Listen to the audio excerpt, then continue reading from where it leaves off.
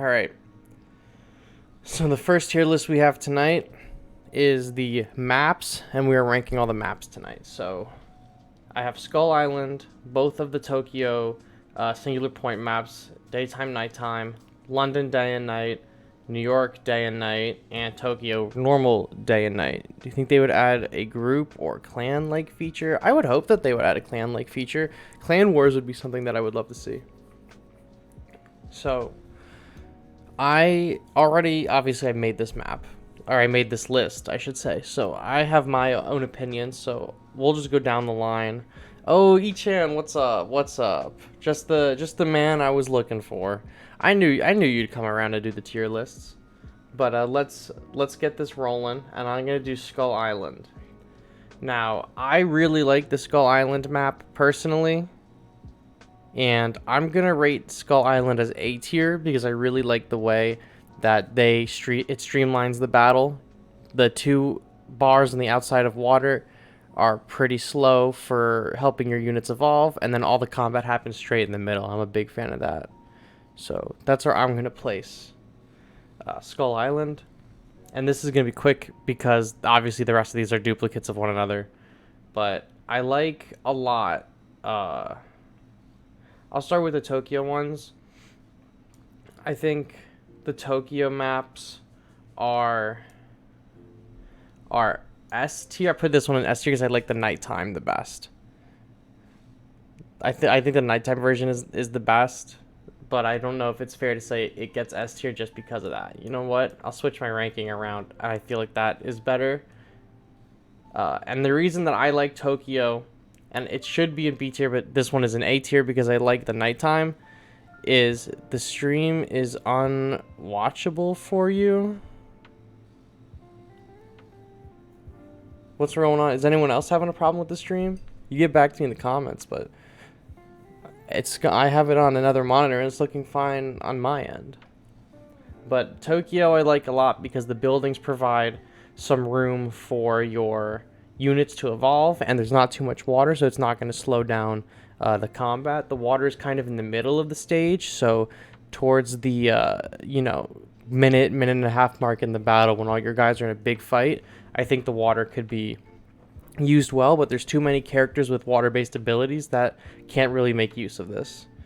You think Space Godzilla should get a health and damage, or is there something else that can make him better? I think his crystals need to be better, and then he'll be fine. His crystals are way too simple and easy, and they die too fast. Oh, low connection. Alrighty, well, that's okay. We'll survive. We'll get it through here. As long as you can hear me, and you can hear where everything's placed, and then eventually you can watch this on YouTube. But you don't need to see to provide input.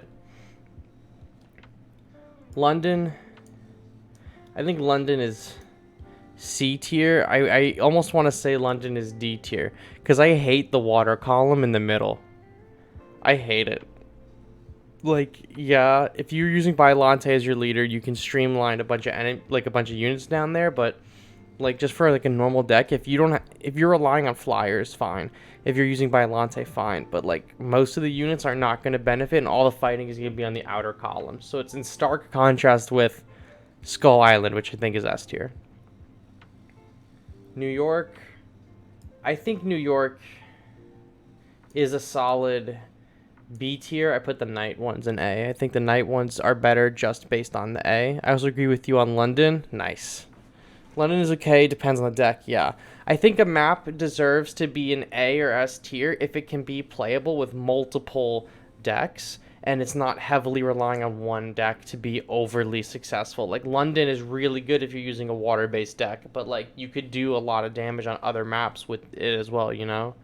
It is too much of a hindrance to a vast majority of the units. Yeah, it really is. And then just to fight on the outside is annoying, and then to stick a evolution unit in the inside, and